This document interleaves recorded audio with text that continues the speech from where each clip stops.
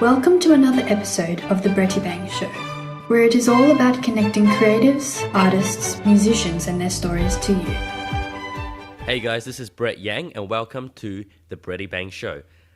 This episode is going to be slightly different as I won't be interviewing anyone, but I will be answering questions that were submitted on Snapchat on this podcast. So if you want your questions answered in the future via Snapchat, follow me on Snapchat. The account is called Brettybang, Brettybang. And whenever I ask for questions, send them through and hopefully you'll get your questions answered. So without further ado, let's just jump straight into it. I'm going to answer a question that most of you guys ask first is, how do you stay motivated? Honestly, I think motivation is a great thing, but it is an unreliable resource to focus on for you to achieve the goals you want to do. So I assume that you guys want to stay motivated to practice, stay motivated to work on the things you have to do in order to produce better results. Now, the only problem with motivation is that the reason why it's unreliable is because there's only a finite amount of resource that you can use mentally and emotionally to summon that motivation. And to rely on motivation, we can watch videos online. Obviously, I'll suggest that. Listen to other musicians play, go to watch concerts, get advice from mentors. But these advice, these short bursts of motivation, inspiration only last for a few days. If you look back, how many times have you listened to a recording? You're inspired to practice again. Except after 2 or 3 days or something like that, you don't have the same motivation again. So I would suggest a different thing. Instead of trying to rely on motivation, which is a great thing, and definitely use it when you have motivation, but you should try to create discipline. So it's not about motivation, but discipline. Now, why do I say this? Because discipline is what will make you achieve your best in the long run than short bursts of motivation. Discipline is something that you must do no matter what happens and no matter what the circumstances are. So something that I learned pretty well when I was practicing growing up in my teens is that I created a great sense of discipline. I practiced every day. I felt the urge to practice every day because it was something that I just had to do and it was part of my life. I almost view it as you eating food. We need food and water to survive, and you eat food, you go eat water because it's something that you're used to, accustomed to. Your body tells you that you have to eat and drink. I know this is a bit crazy, but discipline is something that will trump motivation, and discipline is something that will give you the results you want to have in, I guess, a shorter time space. Because motivation, here's the thing, once you're motivated, you do something, but you don't achieve what you want to do, you give up because there's no more motivation. Now, if you have the discipline to practice every day and you want to achieve something, you may not achieve it in 2 or 3 days, but maybe in a week's time, maybe in a month's time, maybe in a year's time, you'll hit the goal, okay? Now, you don't see it yet, but you have the discipline to continue digging, to continue working for your goal. It's like the person who digs for, there's this great picture I saw. There was 2 people. One of them was digging for gold. Actually, both of them were, except one of them found the gold first. The other person obviously got distracted right away, lost his, you could say, motivation, gave up and moved on. While when the goal was only just a few more steps away. In that sense, a few more days until you might finally discover the new practice technique. Finally, you learn how to overcome that fear of performance or this hard scales that you've always trying to play. So to create discipline is where results will come. Now, sorry about the sniffles. I'm just recovering from a sickness. Basically, I'm trying to say there are no shortcuts, okay? I think a lot of you asking how to stay motivation is basically you guys are asking, You guys don't want to be responsible for your mental effort and mental energy. Now, this is where I would challenge you to fight that. I'll challenge you to go against your emotional weaknesses and mental weaknesses and strengthen it, because this itself is discipline.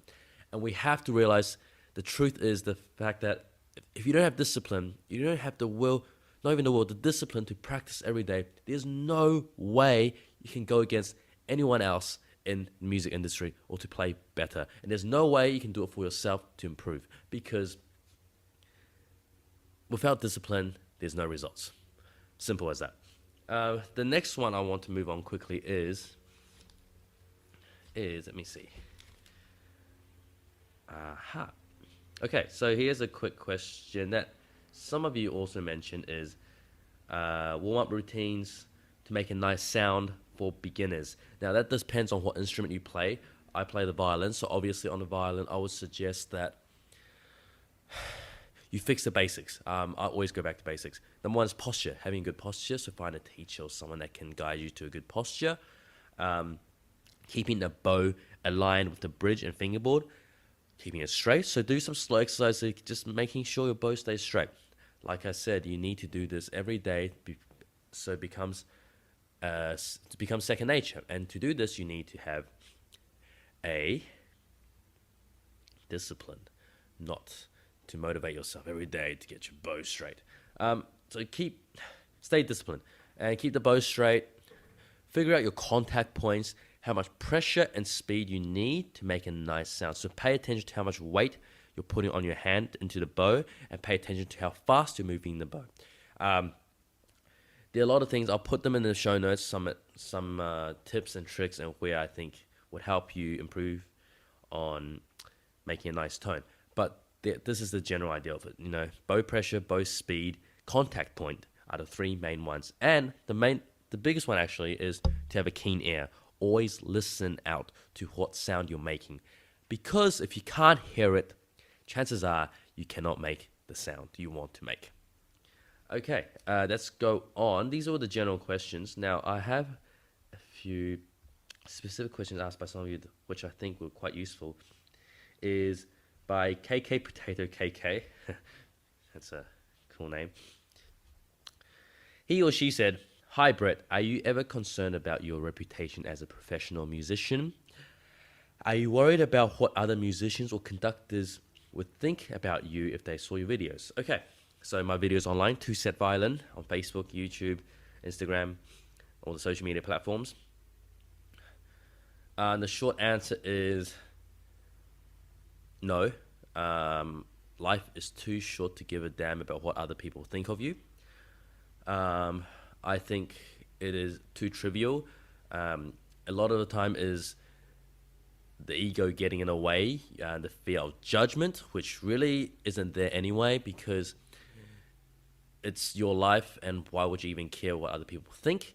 And the truth is, no one actually really cares that much. Actually, no one gives a damn. No one gives a shit, because they've got too many things to be worrying about in their own lives. So all you're doing, let's say you want to do something, you want to perform, for example. You do a quick recital. Of course, as artists, we're worried about the small mistakes, sure. But the audience, do they really care? Maybe in the moment they go, oh, he or she played a wrong note. But once they go home, or once the concert's over, they've forgotten it. They're back to their own lives. They're back to worrying about the food, the dinner they're going to eat, what's going to happen next day, the exam, their own recitals, their family issues, blah, blah, blah. It goes on. So basically saying no one cares, so you should not worry as well.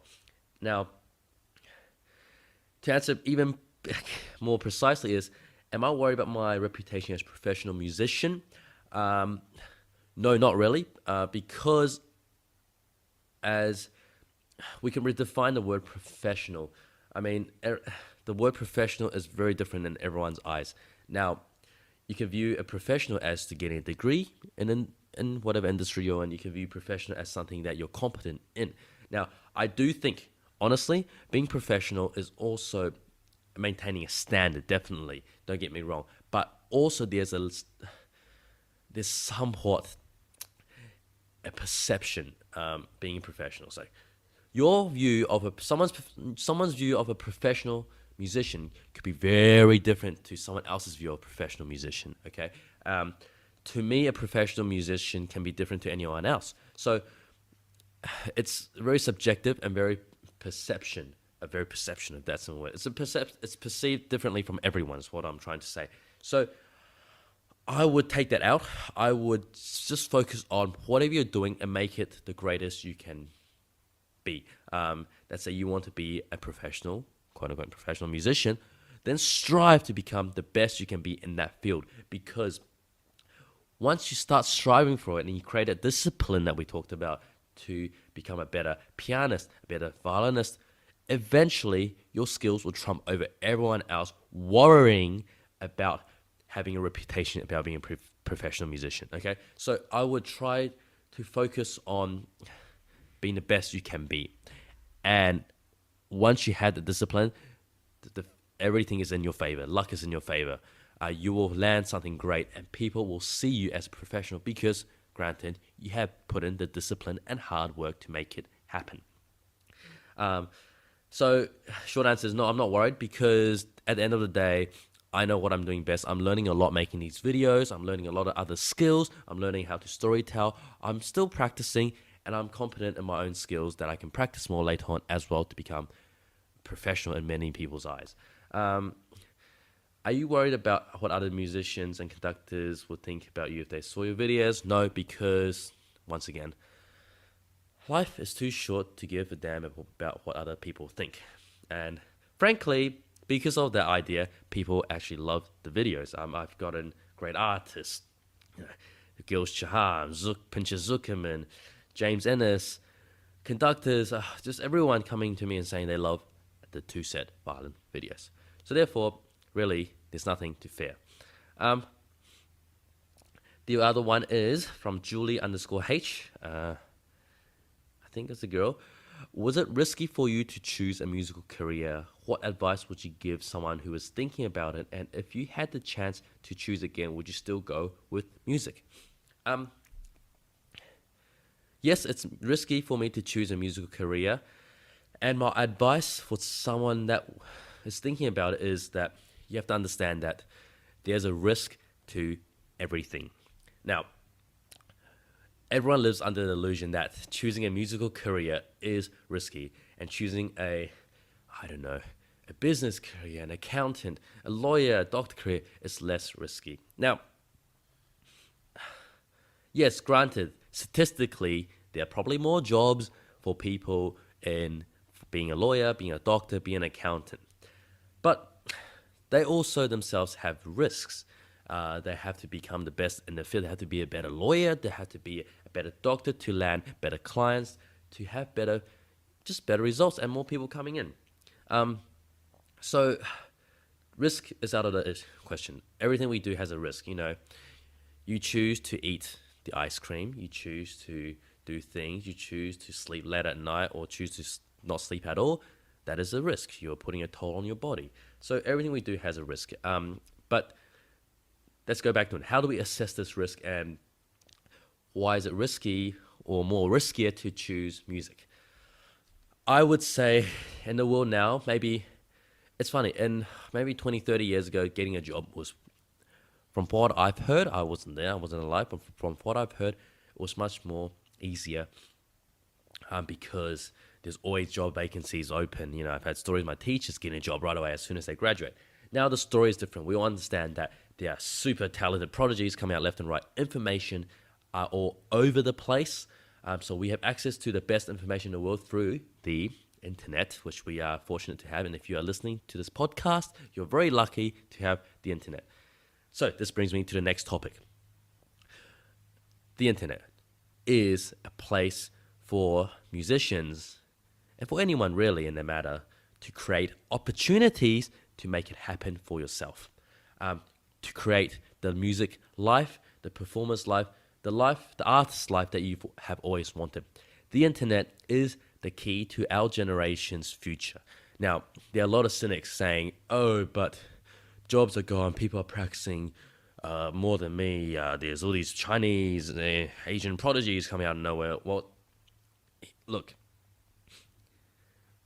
how about instead of complaining, create that discipline and work harder and practice better than those prodigies out there? Because I honestly think talent is overrated. Hard work will trump talent. And frankly, I would argue that if you're listening, you have talent. Everyone has talent. You just have to find what works best for you. Oh, also another one is, I don't know why always people say Chinese prodigies, because if you really look at it, Chinese people have 1.5 billion population in the world. Okay, that's almost a third of the world. Of course, there's going to be more Chinese violinists out there because there's 1.5 billion people of them. There's only 300 million people in the States. There's only 22 million people in Australia. So how the heck are we going to compete? So there's already a stereotype, fact of matters that there's more of them. Obviously, there's going to be more violinists there. And so the next question is, that which Julie asked is, if I had the chance to choose music, would you still go with music? Of course, I love music. I feel music is an escape. Music is an art which lets me become creative in my own field. Music is something that brings people together in times of war. And music really evokes emotions which sometimes I question, and music kind of brings it out and makes me understand what my inner voice is speaking, if that's a generic answer that I can give. But then again, I would also go with any other field that have creative input. So that could be pictures, arts. That could be, in itself, that could be looking at creating sculptures. That could be looking into business, because whoop-de-doo, business can be creative. A lot of the new businesses are creative because they're creating cool things. So anything in the creative field where I'm working in my mind of creating new content, discovering new things, I would say I would go with that. But right now, yes, I have no regrets picking music, because there's so many things you can do with music, and music is an international language that everyone can understand and can be taught quite easily. I hope that answered your question, Julie. This is just me blabbering on. Look, I'm running out of time now, but I hope you enjoyed this episode. If you have, please do comment on my Facebook at Brettybang.com. Sorry, that's my website, but go to my Facebook as well, /Brettybang Show, or follow me on Twitter, or even comment on the iTunes review, because that will be the greatest thing I've ever seen, or on Stitcher as well. So please give me a good rating and comment on what you think about it, because if you like this, I'll do more of this. And then so it's a way for me to bring better value for you guys. Okay, I know I went through that very quickly and talked very fast because I'm under a quick time constraint.